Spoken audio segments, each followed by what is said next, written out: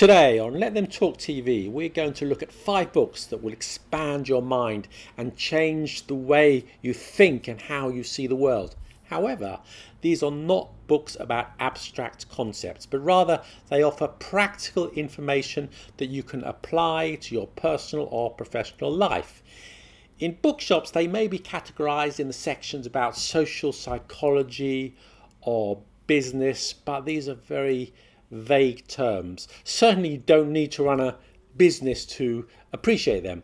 They all touch on human nature itself, and they cover a wide range of topics such as how to influence people, how to negotiate, and how to succeed. Things that embrace all of our lives. So whatever you do, whatever your situation, I'm sure you'll enjoy them and learn from them. So stay tuned.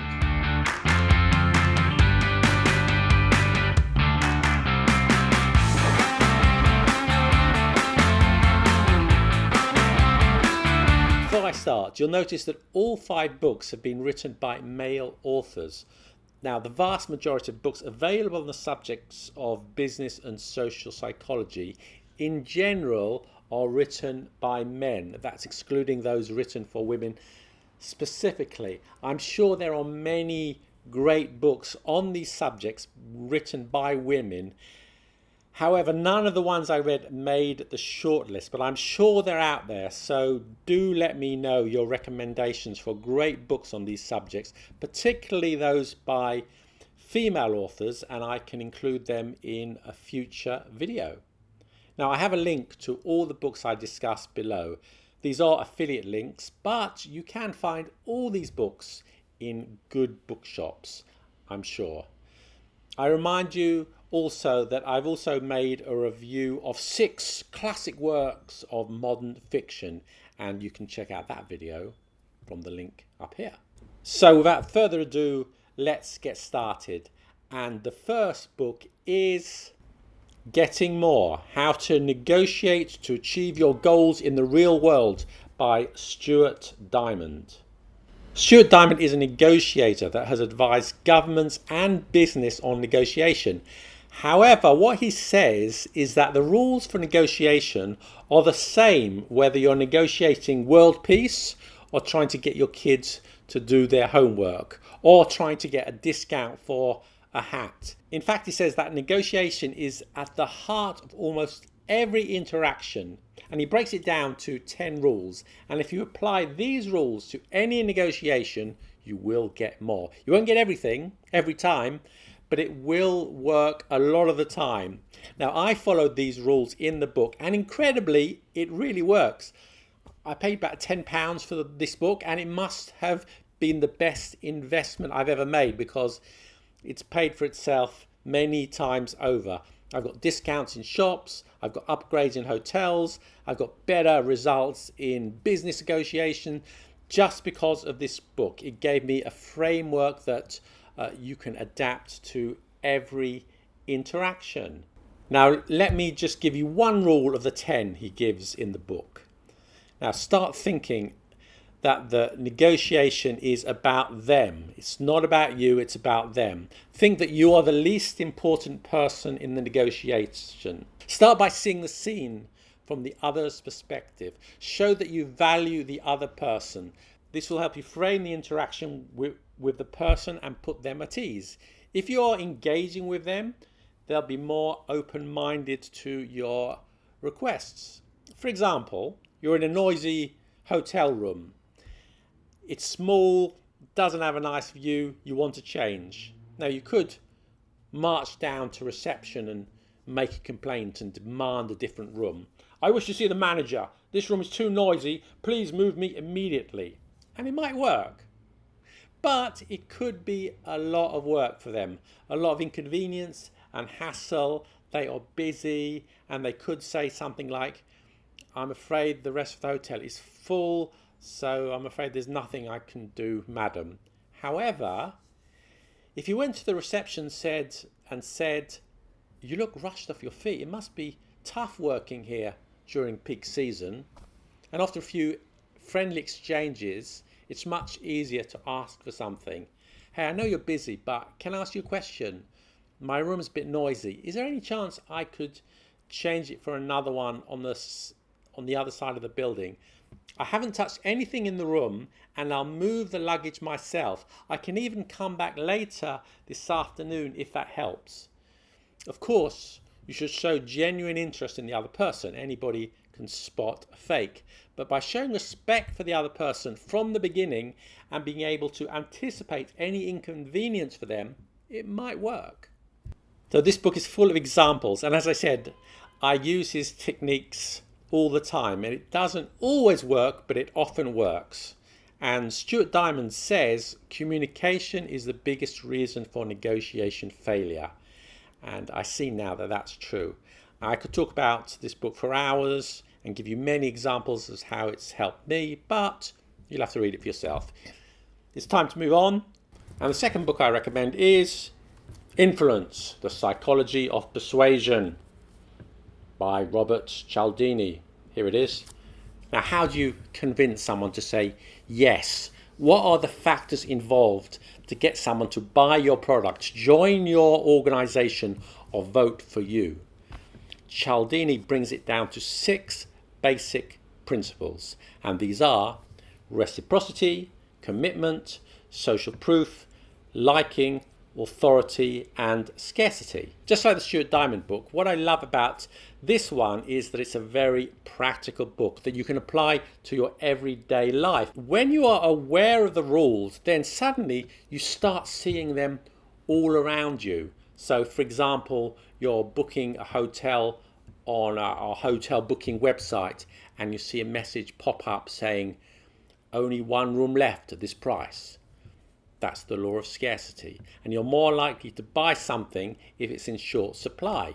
You're given a free sample of some soap in the market and you end up going into the shop and buying lots of their products. That's the law of reciprocity. If someone does or gives something for you, you're more likely to return the favor. The law of reciprocity. The website says that their real estate business has been around for 30 years, so they've got lots of experience. So that's where you go to buy your house. That's the rule of social proof. You're searching on YouTube for a chocolate cake recipe and 2 videos pop up. One with 200 views and the other with 2 million views. Which one do you watch? Yeah? Probably the one with 2 million views. You're following the law of social proof. We prefer things that are liked by a large number of people. Then, what if J.B. Oliver has a similar recipe? Well, you might prefer his because he has authority. You might think, well, that's all common sense, but is it? We end up following these rules even if they go against logic. So, for example, a homeless guy stops you in the street and asks you for €1. You might or might not give him one, depending on how you're feeling at that moment. If you've already been asked for money by 20 beggars that morning, then you're less likely to. But then you're stopped by a guy who is impeccably dressed as a pilot and is standing by his expensive car. And he says, "I'm sorry to disturb you, madam, but I need €1 for the parking meter. You couldn't help me, could you?" Logically, you should give the euro to the needy person, not the rich person who's got lots of money. But in fact, the research tells us the opposite is true. We are following the rule of authority. We do what people who seem to have some kind of authority ask us to do. So this book will make you aware of how we are influenced and sometimes how we are manipulated. If you use the rules in an ethical way, then it will give you an extra power. So check it out. The next book is a biography. It's King Camp Gillette by Tim Dowling. Here it is. I have it right here. It's a short book. In fact, the publisher is called Short Books. It's only 93 pages long. You can read it in one afternoon, in one sitting. But the story is inspiring, and the book itself is very well written, which I like. It tells a story of Gillette, the inventor of the disposable razor, and the background to the story of the invention. Now, Gillette was a travelling salesman. he sold bottle caps. His politics could be described as utopian socialist. In 1894, he wrote a book called The Human Drift, which advocated that industry should be taken over by the public. So this extraordinary story of how a socialist bottle top salesman came to become a millionaire businessman and inventor in a field he had no experience of and no knowledge of is what inspired me. Nowadays we forget, but the invention of the disposable razor was revolutionary. It was a life-changing invention, even a life-saving invention. Now look at all the photos from the 19th century. Most men wore beards. Shaving was time-consuming and difficult, so most men would only get shaved at the barber perhaps once or twice a week, if at all. Shaving yourself with a razor was dangerous. The razor could slip and people died. Yes, men died from shaving. Now, Gillette saw a need for a cheap, disposable safety razor, but he had no idea of how to do it and no money. Now, this is a story of perseverance and determination. Experts told him, no, it can't be done. You can't make a razor like that. But he stubbornly persisted with single-minded determination. He would not accept what the experts had said. And here is a quote from the book I'll read to you. No matter what he tried, the thin steel would not take an edge. Engineers at the Massachusetts Institute of Technology had already told him he was wasting his time. While travelling for Crown, Cork and Seal, Gillette consulted cutlers and machinists in several cities, but he found no one who could make his razor for him or offer the least encouragement. Those whom I went to or consulted invariably advised me to drop it. They told me I was throwing my money away. Then he goes on to say, I didn't know enough to quit. If I had been technically trained, I would have quit or I would never begun. By 1926, the Gillette company was producing 2.1 million blades a day. Gillette knew he was onto something. He knew what people wanted and he believed in what he was doing. Now, he was already 45 years old when he produced his first razors. So if you're not young yourself and you think you missed the boat, think again. Now, his story is a lesson to us all about how, in the right hands, a good idea plus determination, hard work and perseverance can change the world. My third book is Outliers, The Story of Success by Malcolm Gladwell. Here it is. This book looks at key factors that lead to success, but it's not a story about successful people. It's a book about situations and how many factors, including coincidence, can all contribute. Bill Gates, for example, is no doubt a very talented person, but a lot of talented people are out there and they don't all become Bill Gates. But he was in the right place at the right time. Why? Another example, he looks at how ethnicity could influence the safety of a flight. He looks at why the Beatles were so great. Was it just raw talent or were there some other factors involved? And one of the things he discusses is the 10,000 hour rule. Now, I've discussed this in another video in the context of language learning. And if you want to know how long it takes to learn a language, you can check out the video up here. Now, what the rule says is that to become an expert in any complex task, whether it be learning a musical instrument, a language, a profession, it takes 10,000 hours of practice. 10,000 hours of practice to become great at something. Now, people talk about talent, and yes, it exists, but talent is overrated. There are lots of talented people. The difference between a good musician and a great musician or a good athlete and a great athlete, or someone who speaks a language well and someone who's fluent, is the number of hours they put in. And studies show this time and time again.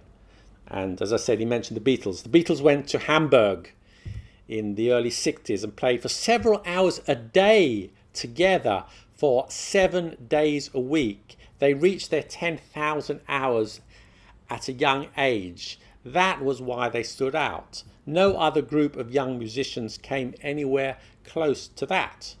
Now, if I could go back in time and speak to my younger self and tell him one thing, I would tell him about the 10,000 hour rule. I often gave up too early because I thought I didn't have the talent for something. I often listened to the negativity of others telling me that I wasn't good enough. But now I know it takes time to become good. And young people are much more likely to be discouraged by failure.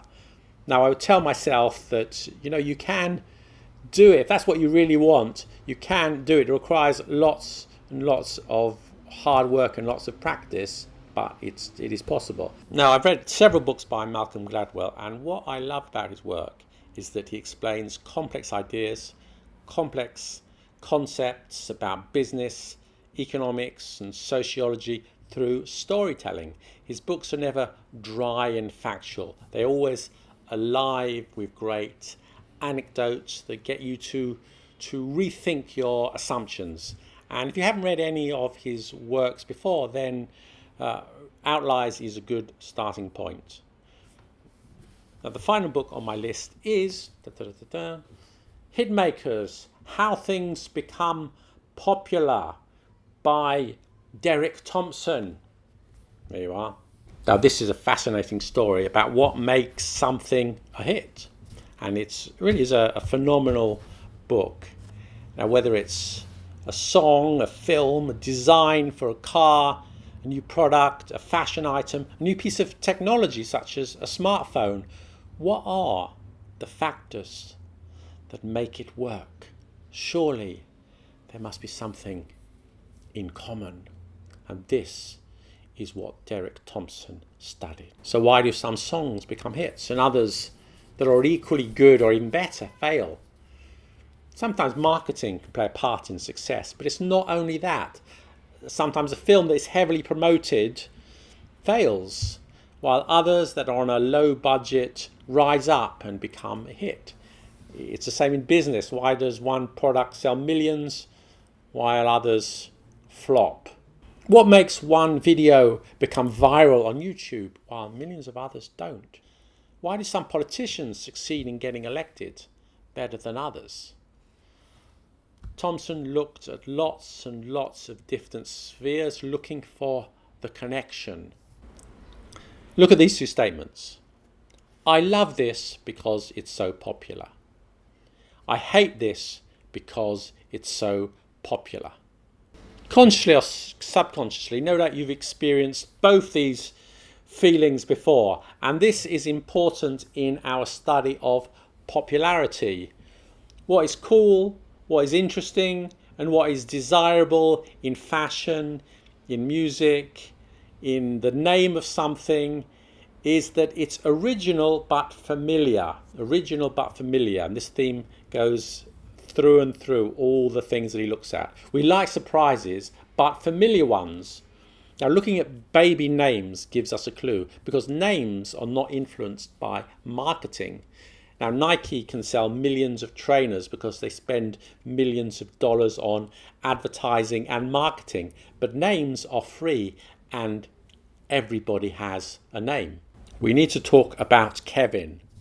Now, Kevin is not in the book, by the way, it's my own interpretation. Now, in 1973, there were 58 Kevins born in France.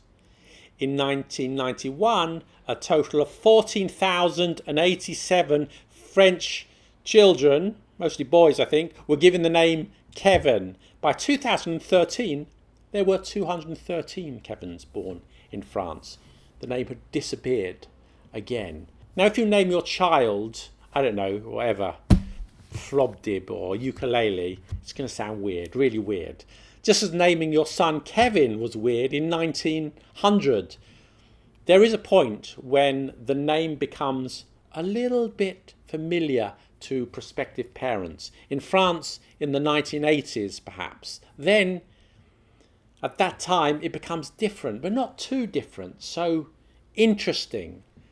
Kevin Costner was a popular actor at the time. No doubt they were thinking, yeah, I like that name. I know it, but it's different. There aren't many Kevins. There are a few, but not many. So let's call him Kevin. Our little brat, Kevin. But once it became the most popular name in France, as it did in 1991, it became, oh God, I hate it. I hate the name Kevin. It's so popular. Everyone's called Kevin. Every boy in France is called Kevin. So common. Definitely not. That's why the popularity of names rises and falls. In the UK, Sharon was a popular name, then it went out of favour. Jack was once very popular, then it went out of favour, and now it's popular again. Now, this is not just about names. This observation comes up again and again. We like things that are new and different to some extent, but retain some level of familiarity. If you played a hip-hop song to an 18th century audience, you would have been taken away to a mental hospital. We have a fear of something that is too new. Hit music is never revolutionary, it's evolutionary. It borrows from well-established genres and familiar sounds with a slight tweak of originality. Of course, this is just my summary in a couple of paragraphs, but I do recommend reading the book in its entirety. Thompson shows us that from popular music to political speeches, we like things that are familiar but different. A little new but not too new.